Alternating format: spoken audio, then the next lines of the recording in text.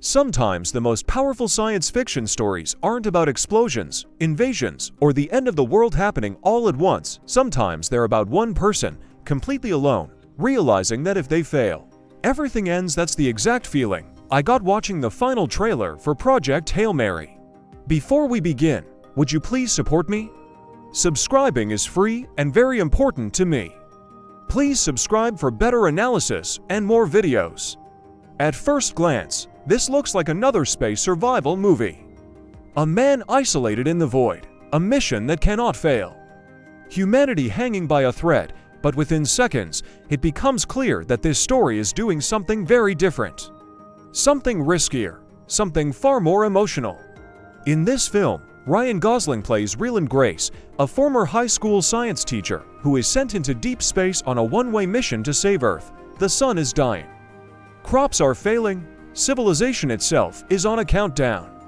And Grace is humanity's last hope. If he fails, the trailer makes it brutally clear that not just Earth, but everything on it is gone. What immediately stands out is how human this story feels. Grace isn't a trained soldier or a fearless astronaut. He's a teacher, a scientist. Someone who understands equations and experiments, not combat. And yet, he's the one forced to carry the weight of an entire planet on his shoulders. The final trailer was released just hours before the Super Bowl, and it wastes no time setting the stakes. Grace is told, in no uncertain terms, that this mission cannot fail. There is no backup plan, no second ship, no rescue. Then the story takes an unexpected turn. Grace is not alone. At his lowest moment, when survival itself is uncertain, he encounters Rocky, an alien life form from another star system. Rocky is not an enemy, not a threat, not an invader. He is, in many ways, just as desperate as Grace. Rocky's son is also dying. Suddenly, Project Hail Mary becomes something more than a survival story. It becomes a story about cooperation across species. About learning to communicate when language doesn't exist. About trust forming in the most unlikely place imaginable. The trailer shows Grace and Rocky slowly building a bond. They experiment with sounds, they test responses.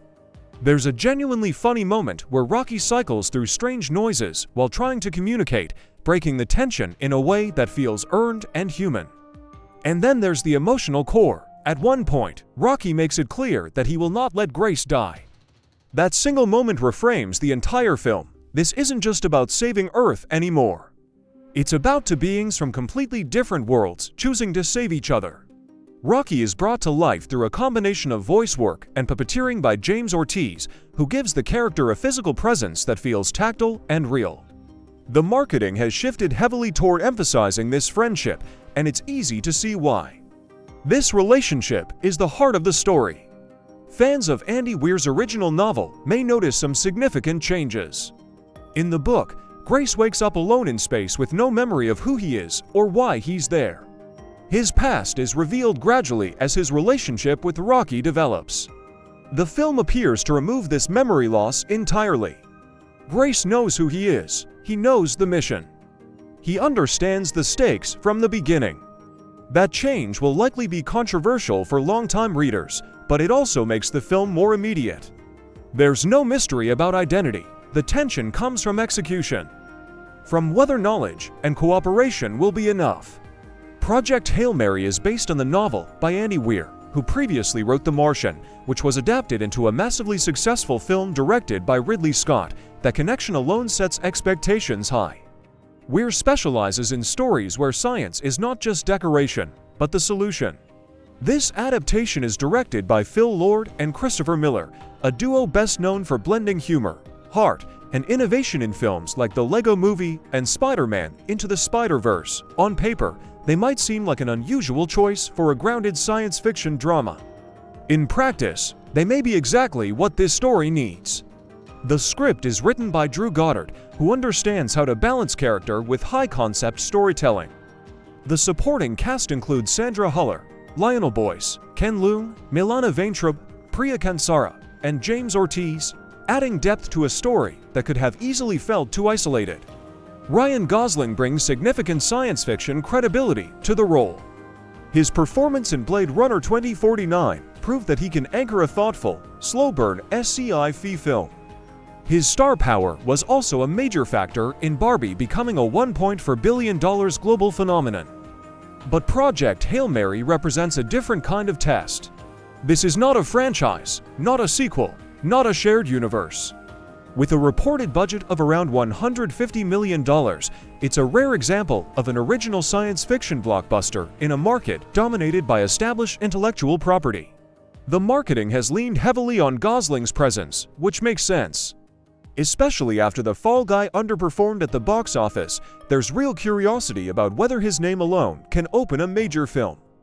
In many ways, this movie feels like a throwback to the pre-COVID era of cinema. Big ideas, original stories, expensive risks. The kind of film Hollywood used to make more often. Amazon, which took over the project after acquiring MGM, is clearly all in. The film received prime placement at CinemaCon. It was showcased at San Diego Comic-Con in Hall H, and being selected as one of the films to debut footage during the Super Bowl is a massive vote of confidence. If Project Hail Mary fails, it won't be because it wasn't supported.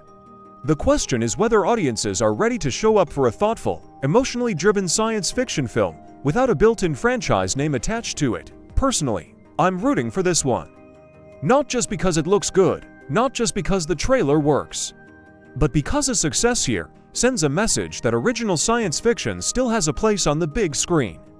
This is a film about intelligence over violence, cooperation over domination, curiosity over fear. And at its core, it's about friendship between two beings who should never have met, but who might just save each other's worlds. Project Hail Mary hits theaters on March 20th, 2026, and judging by this final trailer, it has everything it needs to become one of the defining science fiction films of the year. If it works, Hollywood wins. If it doesn't, at least it tried. And honestly, that might matter just as much. I'll be watching this one very closely. And if you've ever loved a science fiction story that made you feel smarter, sadder, and more hopeful all at the same time, this might be the one to watch. Thanks for watching. Share your thoughts in the comments. This is where these kinds of films come to life. Until the next story, stay curious, be critical, keep your eyes on the screen, and remember, every film you haven't seen is a new film.